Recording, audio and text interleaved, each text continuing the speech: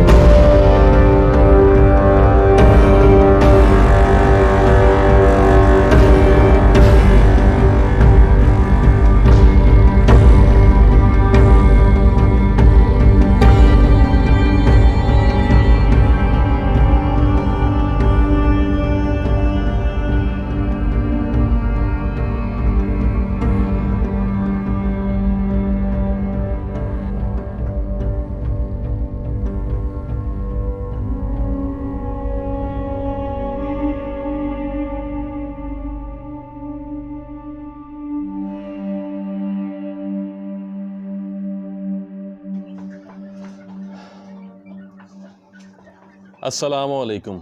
तो कैसे हैं आप? आज की वीडियो मैंने आपसे वादा किया था नवाब वाले काले के ऊपर आपको बनाकर दिखाऊंगा। पहले मैंने सोचा था नहीं बनाऊंगा, क्योंकि बहुत सारे मेरे ऐसे दोस्त हैं जिनके मैसेज आ रहे थे कि ना बनाएं ये वीडियो। ये वीडियो हकीकत पर मबनी होगी। इसके 3 पॉइंट होंगे। अगर आप 3 पॉइंट समझ लेंगे तो आप नवाब वाले की हकीकत को समझ जाएंगे। अगर आप पहला पॉइंट स्किप करेंगे तो दूसरा आपको समझ नहीं आएगा, दूसरा स्किप करेंगे तो तीसरा समझ नहीं आएगा। इसलिए ये तीनों पॉइंट आपने देखने हैं। पहला पॉइंट है कहानी, दूसरा पॉइंट है नवाब वाले की किस्में, और चौथा पॉइंट है नवाब वाला अब कहाँ है। ये 3 पॉइंट मैंने बनाए हैं, ये तीनों आपने समझने हैं। आपका वक्त ज़ाया नहीं करते, वीडियो शुरू करते हैं। पहला पॉइंट है कहानी। अब बहुत सारे लोग मुख्तलिफ़ कहानियाँ सुनाते हैं आपको नवाब वाले के बारे में। आज से तकरीबन 15 साल पहले मुझे भी शौक़ हुआ नवाब वाले के बारे में जानने का, तो मैंने पुराने उस्तादों से रब्ते किए। पुराने वाले उस्ताद कौन है? एक तो हमारे बहुत अच्छे दोस्त हैं, गुलाम नबी भाई हैं, उनका भी चैनल है। बहुत सारे लोग उनको जानते होंगे, बहुत सारे लोग उनको नहीं जानते होंगे। तो उनके उस्ताद हैं बड़े मोतबर से, पुराने उस्ताद, 70-75 साल उनकी उम्र है। उन्होंने भी इस कहानी की तस्दीक की है। हमारे इधर उस्ताद हैं एक मेहर खान साहब, उनके पास भी ये ब्रीड, ये लहू मौजूद था, लेकिन अब नहीं है। उनके जानवर बीमारी की वजह से सारे मर गए थे। लेकिन जब मैंने उनकी वीडियो बनाई थी तब उनके पास मौजूद थे। जो हमारे पुराने चैनल वाले हैं ना, वो ये बात जानते हैं। उन्होंने भी इस कहानी की तस्दीक की जो मैं अभी आपको नवाब वाले के बारे में सुनाने वाला हूँ। इसके अलावा बेशुमार जो पुराने उस्ताद हैं जिनको लालच नहीं है, मुफाद नहीं है किसी भी किस्म का, अभी भी उनके मुंह से आप यही कहानी सुनेंगे जो मैं आपको अब सुनाने वाला हूँ। तो शुरू करते हैं नवाब वाले से कि नवाब वाला कौन था। ये तो आप सब जानते हैं, नवाब वाला जो था एक गरीब आदमी था, नवाब नहीं था। ये जिस टोकरे होते हैं ना, पहले ये बैंत के टोकरे बनते थे, तो वो बैंत के टोकरे बनाया करता था। इंडिया में वो रहता था। इंडिया में फरीदकोट जगह है, वहाँ पे उस्ताद चीतू सिंह बहुत मशहूर थे। हालांकि उनका नाम इस वक्त मशहूर होना चाहिए था, उनका नाम कोई नहीं लेता, नवाब वाले का नाम सब लेते हैं। अब ये नवाब वाला कोई उस्ताद नहीं था, अब लेक ऑफ नॉलेज है ना, मुझे मैसेज आते हैं, मुझे लोग कहते हैं नवाब शाह साहब का नंबर दे दे, नवाब शाह साहब का। अब उनको पता नहीं है नवाब कौन था, किस तरह था। ये ना कोई उस्ताद था, ना ये कोई बहुत मशहूर आदमी था, ये बेचारा गरीब सा बंदा था, अपना पेट बड़ी मुश्किल से पालता था। और जो उस्ताद जीतू सिंह है या चीतू सिंह है ना, ये इनकी जो वाइफ थी, ये उनका भाई बना हुआ था, ठीक है, उनका ये भाई बना हुआ था। तो जब ये पाकिस्तान आया ना 60 की दहाई में, तो चीतू सिंह की वाइफ ने इसको 2-3 जानवर गिफ्ट किए। अब वो जानवर कौन से, एक मुर्गा था, शायद 2 मुर्गियां थी, ये लेकर पाकिस्तान आ गया। इसने यहाँ पर जो लोकल पेड़ वगैरह लगते हैं उसमें उन मुर्गों को लड़ाया, उस मुर्गे को लड़ाया, तो वो बड़ा ज़बरदस्त लड़ा और बड़ा उसका नाम बन गया। अब जो भी पूछता था ये मुर्गा किसका है, तो वो कहते थे ये नवाब वाले का है, ये नवाब वाले का मुर्गा है। तो इस वजह से उस मुर्गा, वो जो मुर्गा था ना, वो नवाब वाला मशहूर हो गया, ठीक हो गया।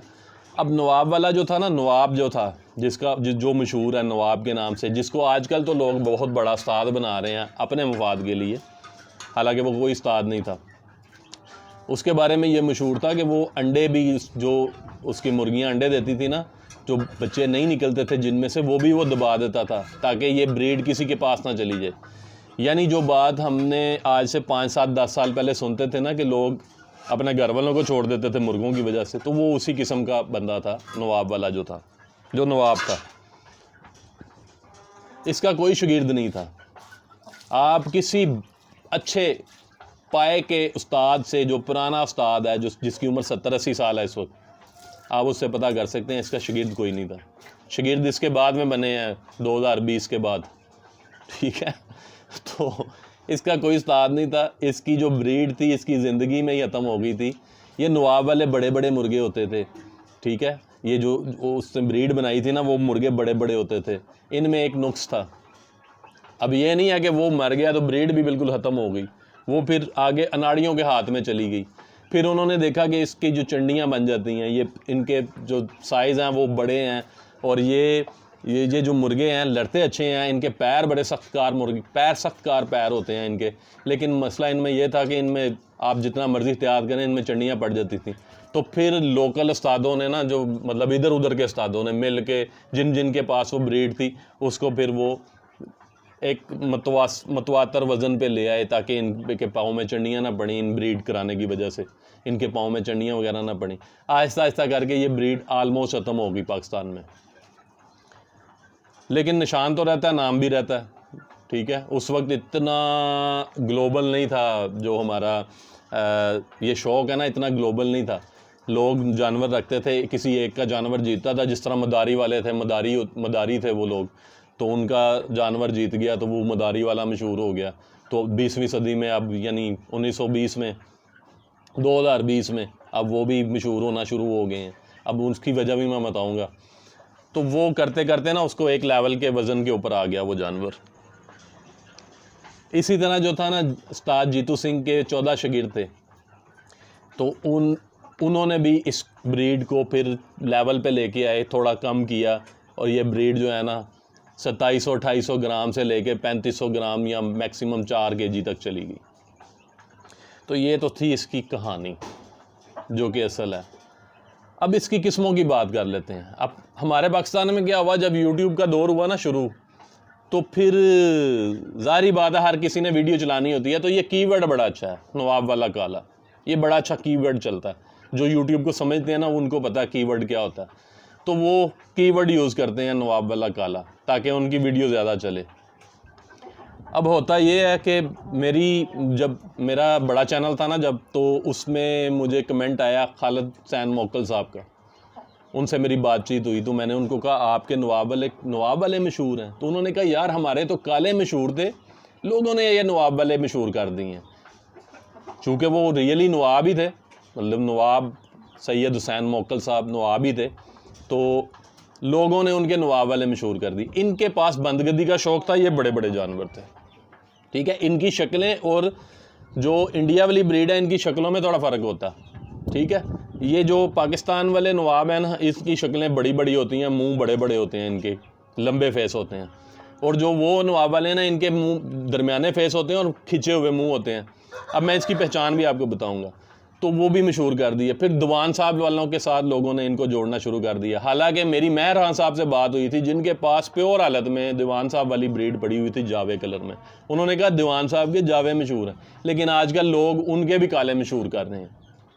वल्लाह आलम, ये सारी किस्से कहानियाँ हैं, ये आपके किसी भी काम नहीं आने वाली। ये 2 पॉइंट आपको समझ आ जाने चाहिए, ठीक है। ये नवाब वाला, वो नवाब वाला, ये दोनों लहदा चीज़ें थी जिनको लोग अब इकट्ठे ही मिला रहे हैं। जिनको पता नहीं है, जिन्होंने कभी ब्रीड देखी भी नहीं, जिनके पास भी नहीं है, जिन्होंने इधर उधर से सुनी है, वही लोग बातें फैलाते हैं।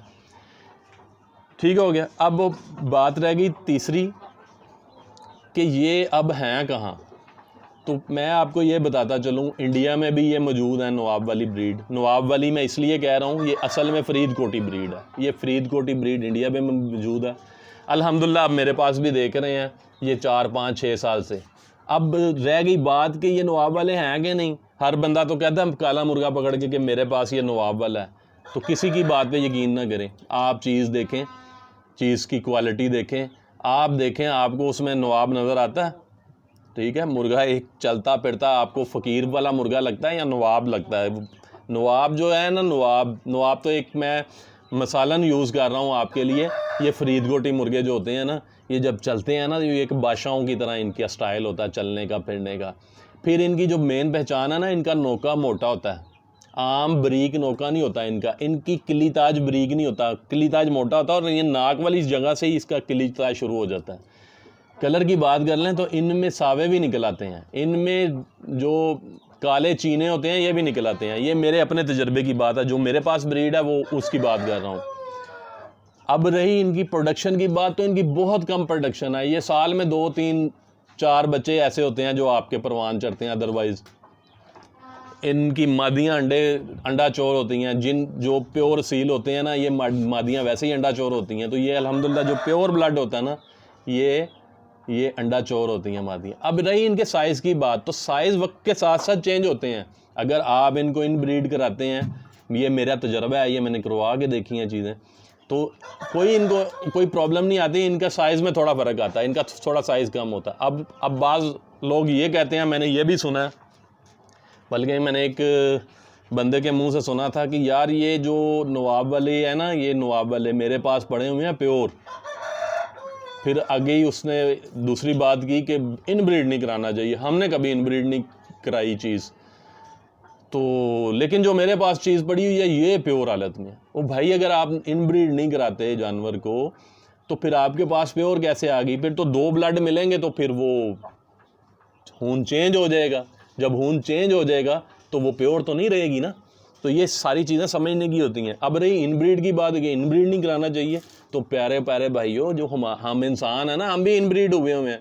आपको पता, आदम अलैहिस्सलाम और अम्मा हव्वा जब दुनिया पर तशरीफ़ लाए, तो इनके जो बच्चे होते थे, एक हमल के बच्चे दूसरे हमल के बच्चे से क्रॉस ये शादियाँ करते थे, यानी बहन भाइयों की शादियाँ होती थी आपस में, ठीक है। तो इंसान भी इन ब्रीड से, अब हमारा कद भी देखें कितना छोटा हो गया।